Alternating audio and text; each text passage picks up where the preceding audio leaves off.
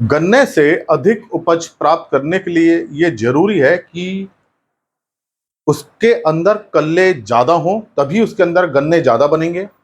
दूसरा, उन गन्नों की लंबाई और मोटाई अच्छी हो ताकि हर गन्ने का वज़न बढ़े। तो अगर ये 2 चीज़ें हो जाती हैं, गन्ने ज़्यादा निकलें, वो तभी निकलेंगे जब कल्ले ज़्यादा निकलें और गन्ना अपनी लंबाई और मोटाई दोनों पकड़े, तो हमें गन्ने की बहुत अधिक उपज प्राप्त हो सकती है। और ये मई और जून में गन्ने में कल्ले निकलते हैं और यहीं से गन्ने बनने की शुरुआत होती है। तो ये जो मई का महीना है बहुत महत्वपूर्ण है क्योंकि सूखा पड़ रहा होता है, पानी भी चाहिए और खाद भी चाहिए। और जब बारिशें शुरू हो जाती हैं जुलाई में, तब गन्ना अपनी लंबाई और मोटाई पकड़ना शुरू करता है। तो ये जो समय है, इस समय कल्ले निकलने का है। इस समय कल्ले निकलें, ज़्यादा निकलें, स्वस्थ निकलें, तो निश्चित रूप से उपज भी ज़्यादा होगी। और ये कल्ले जो निकलते हैं, इनके लिए पोषक तत्व होना बहुत ज़रूरी है। इस समय गन्ने को गुड़ाई भी चाहिए और पानी भी चाहिए, लेकिन साथ-साथ में पोषक तत्व भी चाहिए।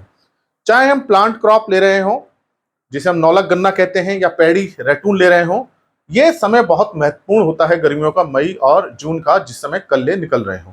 अगर हमने शुरुआत में सही खाद नहीं दी है, तो इसका असर भी जो कल्ले निकलते हैं, गन्ने बनते हैं, उस पर पड़ता है। तो आज मैं इसी बात पे चर्चा करूँगा कि गन्ने से अधिक कल्ले निकलने के लिए हमें इस समय कौन-सी खाद देनी ज़रूरी है। देखिए, गन्ना एक बहुत लंबी फसल है, 12 महीने से लेकर 18 महीने तक चलती है और इसको पोषक तत्वों की बहुत ज़्यादा ज़रूरत होती है। हमको शुरुआत से ही इसके पोषक तत्व पर ध्यान देना चाहिए। लेकिन जहाँ तक बात इस समय की है कि कैसे हम कल्लों को बढ़ाएँ, तो कौन-सी खाद ज़रूरी है, तो देखिए, जो नाइट्रोजन है उसका बहुत महत्वपूर्ण रोल होता है गन्नों की संख्या बढ़ाने में, कल्ले निकालने में, पत्तियों को बड़ा करने में और फोटोसिंथेसिस, प्रकाश की संश्लेषण की क्रिया करने में। तो आपने ये बिल्कुल ध्यान रखना है कि गन्ने की गुड़ाई करके और सिंचाई करके आपको यूरिया देनी है। पहला जो उर्वरक है यूरिया है। मैं और भी उर्वरक बताऊंगा जो कौन कौन से देने हैं, कितनी मात्रा में देने हैं, इसलिए आप इस वीडियो को पूरा देखें। तो यहाँ यूरिया देने की आपको बहुत ज़्यादा ज़रूरत है। तो 1 एकड़ में हम कितनी यूरिया दें? देखिए, बहुत ज़्यादा भी नहीं देनी, उससे खरपतवार ज़्यादा निकलेंगे और बहुत सारी यूरिया का नुकसान भी हो जाता है। तो उतनी ही यूरिया देनी है जो कल्ले निकालने में सहायक है, पौधा उसको ले सके। तो कितनी हम यूरिया इस समय हम दें, ये बहुत महत्वपूर्ण है। तो 1 एकड़ में अगर हम बात करें, तो आप गन्ने की गुड़ाई करके और पानी लगा के 1 एकड़ में 1 बैग आप यूरिया डाल दीजिए इस समय। 1 बैग यूरिया का मतलब है 1 बैग 45 किलो का होता है। तो इससे हमें करीब 20 किलोग्राम नाइट्रोजन मिल जाएगी। तो इस समय ये नाइट्रोजन मिलना बहुत ज़्यादा ज़रूरी है। और आपको डालना क्या है, जहाँ गन्ने की है, चाहे आपने 2.5 फुट पर गन्ना बोया हो या 3 फुट पर बोया हो, पेड़ रो में बोया हो, मतलब पास-पास पंक्ति लगा के बोया हो, आपको गन्ने जहां आपने बोया, जहां पौधे निकले, उसके वहीं आपको पास में डालना है, बीच में नहीं डालना है। बीच में डालेंगे तो घास उगेगी। जल्दीबाजी में ये काम नहीं करना है। जहां गन्ना बो रखा है, आपको यूरिया वहीं पे ही डालनी है ताकि जड़ें उसको जल्दी से पकड़ लें। तो 1 बैग यूरिया आप 20 किलोग्राम नाइट्रोजन की डालिए, तो मतलब 20 किलोग्राम नाइट्रोजन जाएगी। ये प्रति एकड़ की बात हो रही है। उसके अलावा देखिए, पोटेशियम का होना भी बहुत जरूरी है, फास्फोरस का होना भी बहुत जरूरी है। आपको शुरू में बुआई के समय देना चाहिए। अगर आपसे फास्फोरस छूट गया और इस समय आप फास्फोरस देने का प्रयास करेंगे, तो कोई इतना सॉल्युबल नहीं होगा कि वो नीचे तक जाए, तो फास्फोरस एक समस्या बन सकता है। लेकिन पोटेशियम आपको जरूर देना है, बुआई के समय आपको देना है। नहीं दिया है, कम दिया है, तो आप इस समय पोटेशियम दें। तो कितना पोटेशियम देना है आपको? यहाँ आधा बैग एमओपी देना है, म्यूरेट ऑफ पोटाश। एमओपी जिसे हम कहते हैं, म्यूरेट ऑफ पोटाश, आप दें। और इससे कितनी हमें पोटाश मिलेगी? 15 किलोग्राम पोटाश हमको मिल जाएगी, पोटेशियम हमको मिल जाएगा। तो ये काम आपको करना है। फिर 10 दिन बाद या 15 दिन बाद, करीब 10 से 15 दिन बाद, फिर जब आप सिंचाई करेंगे, तब आपको 1 बैग यूरिया फिर आपको दे देना है।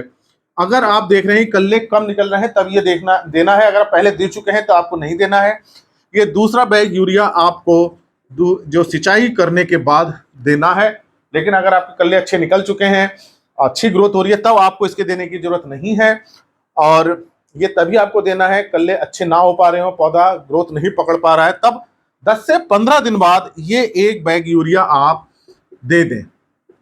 10 से 15 दिन बाद तो फिर 20 किलोग्राम नाइट्रोजन फिर उसको प्रति एकड़ मिल जाएगी और गन्ना अपनी ग्रोथ पकड़ लेगा। लेकिन यहाँ आपको एमओपी नहीं देना है। यहाँ फास्फोरस की समस्या हो सकती है और अब फास्फोरस की समस्या को पूरा करना बड़ा मुश्किल हो जाता है। कुछ लोग डीएपी ऊपर से देते हैं, लेकिन डीएपी देने का उतना फायदा नहीं मिल पाता, केवल उसको नाइट्रोजन मिल पाती है, फास्फोरस का असर नहीं हो पाता है। तो ऐसी स्थिति में हमारी फसल की ग्रोथ कम हो सकती है, लेकिन वो पूरी अगर जड़ें अच्छी हो जाएं और आपने पहले फास्फोरस दे रखा है, पहले साल में भी दे रखा है, पिछले साल दे रखा है, तो वो जड़ें उसको पकड़ लेंगी, प्रयोग कर लेंगी, क्योंकि फास्फोरस जमीन के अंदर इनसॉल्युबल घुलनशील होकर पड़ा रहता है। अगर जड़ मजबूत हो जाएगी तो जड़ें उसको पकड़ लेंगी, इसलिए आपको यूरिया से नाइट्रोजन मिलेगी और एमओपी से पोटाश मिलेगी। ये आपको ये काम करना है। तो यहाँ आप नाइट्रोजन और पोटाश का पूरा पूरा ध्यान रखें और पोटाश को दूसरी बार में नहीं देना। ये इतना 15 किलोग्राम पोटाश आप प्रति एकड़ का दे रहे हैं, ये पर्याप्त हो जाएगा। अब आपको ध्यान क्या करना है, अब आपको ध्यान करना है माइक्रोन्यूट्रिएंट्स पे, सूक्ष्म पोषक तत्व पे। तो जो मिक्सचर आते हैं, अगर आप इस समय प्रयोग करेंगे तो मिक्सचर का जमीन में डालने में कोई फायदा आपको नहीं मिलेगा, क्योंकि माइक्रोन्यूट्रिएंट्स भी जो सूक्ष्म पोषक तत्व हैं जमीन के अंदर जाके फिक्स हो जाते हैं, जड़ तक नहीं पहुंच पाते। तो आपको क्या करना है, उसका स्प्रे करना है, माइक्रोन्यूट्रिएंट का, सूक्ष्म पोषक तत्व का आप स्प्रे करें। तो इसमें बहुत सारे तत्व रहते हैं, जिंक रहता है, मैग्नीज रहता है, कॉपर रहता है, आयरन भी रहता है। अब आपका इसका जो सूक्ष्म पोषक तत्व का छिड़काव आपको करना है पौधों पर। जमीन में इस समय डालने से कोई फायदा नहीं होगा, क्योंकि पौधे का समय बहुत ज्यादा जरूरत है और जमीन में जाकर ये फिक्स हो जाएंगे, जड़ तक नहीं पहुंच पाएंगे। तो कितना करना है आपको, 0.5% का छिड़काव करना है। मतलब आपको 5 ग्राम ये सूक्ष्म पोषक तत्व प्रति लीटर पानी में आप घोल दीजिए और इसका स्प्रे कर दीजिए। तो एक स्प्रे आप कर दीजिए, दूसरा स्प्रे आप 15 दिन बाद कर दीजिए। तो सूक्ष्म पोषक तत्व की पूरी पूर्ति हो जाएगी। और अगर आपको सूक्ष्म पोषक तत्व नहीं मिल पा रहे हैं तो जो लोहा है उसकी बहुत ज्यादा जरूरत है, आयरन की। गन्ने में देखा जा रहा है कि आयरन की कमी आ रही है, तब आप फेरस सल्फेट का प्रयोग कर सकते हैं। तो फेरस सल्फेट आप जो मिलेगा बाजार में उसको लीजिए, उसको भी आप 0.5% के हिसाब से छिड़काव कीजिए 5 ग्राम प्रति लीटर से गन्ने पर। तो कोशिश ये कीजिए आपको सूक्ष्म पोषक तत्व मिल जाए, उसका छिड़काव कर दीजिए। अगर वो नहीं मिलते हैं तब आपको फेरस सल्फेट का प्रयोग करना चाहिए। तो इस बात को आपको ध्यान रखना है कि हम कैसे सूक्ष्म पोषक तत्वों की पूर्ति करें। तो आपको पहला ध्यान देना है, सूक्ष्म पोषक तत्व के जो मिक्सचर आते हैं उसको अब जमीन में नहीं डालना है। बार बार इस बात को मैं दोहरा रहा हूं, अब जमीन में नहीं डालना है, उसका छिड़काव करना है 5 ग्राम प्रति लीटर के हिसाब से, जितना पानी लगे, फसल जितनी बड़ी हो। और ये छिड़काव आपको सुबह के समय करना है, जब सूरज ना निकला हो या बहुत ही कम तापमान हो, तब आप इसका छिड़काव करें। तेज धूप में इसका छिड़काव नहीं करना है। अगर सूक्ष्म पोषक तत्व नहीं मिल पा रहे हैं तो फेरस सल्फेट का आप 0.5% का छिड़काव कीजिए। आयरन की बहुत ज्यादा जरूरत होती है उसमें, फोटोसिंथेसिस में और उसकी शर्करा जो बनती है उसमें। तो ये अगर आप काम करते हैं, नाइट्रोजन का काम करते हैं, पोटाश का आप दे देते हैं, तो उसकी पूर्ति हो जाएगी। अब बात आती है फास्फोरस की समस्या की, कि आपने मान लीजिए पैडी में उस समय फास्फोरस नहीं दिया था, या शुरू में जो 9 लाख फसल थी उसमें भी कम दिया है, नहीं दिया, तो निश्चित रूप से क्या होगा कि फसल की बढ़वार नहीं हो पाएगी। अब फास्फोरस का न्यूट्रिशन हम कैसे करें, ये एक बहुत बड़ी समस्या बनी रहती है। और अगर फास्फोरस की बहुत ज्यादा कमी होगी तो हमारा जो गन्ना छोटा रह जाएगा, उसको पूर्ति हम कैसे कर सकते हैं। तो देखिए उसका उपाय ये हो सकता है, देखिए जो फास्फोरस होता है उसके साथ समस्या क्या है कि जो मान लीजिए जमीन है, हमने यहाँ डाली खाद, तो नाइट्रोजन तो नीचे घुल के चली जाती है, लेकिन फास्फोरस बहुत नीचे नहीं जा पाता, यहीं पड़ा रह जाता है, ऊपर ही रह जाता है फास्फोरस। तो नाइट्रोजन आपने डाली, नाइट्रोजन तो नीचे आ जाएगी पानी में घुल के, लेकिन फास्फोरस क्या है, ऊपर पड़ा हुआ है। अब कोई भी फास्फोरस की खाद डालेंगे, अब नीचे तक पहुंच ही नहीं पा रहा है, जड़ें तो नीचे हैं, खासतौर से रटून की तो नीचे चलेगी और गन्ना बिल्कुल नीचे बोया जाता है 15-20 सेंटीमीटर पर। तो उसका क्या उपाय हो सकता है। अब उसका एक ही उपाय ये हो सकता है कि हम कैसे फास्फोरस खाद को जड़ तक पहुंचाएं। तो आप उसके जो गन्ने की जो लाइन है उसके पास में गुड़ाई करें और वहां डीएपी खाद को डाल सकते हैं, और फिर मिट्टी डालिए उसके ऊपर ताकि जड़ तक जाए, और तुरंत आप पानी दीजिए ताकि वो घुल करके जड़ों तक पहुंच जाए। तो ये एक तरीका हो सकता है। और लेकिन अब कोई चूंकि चारा नहीं बचा है फास्फोरस देने का, तो इसी तरीके को आप अपना सकते हैं।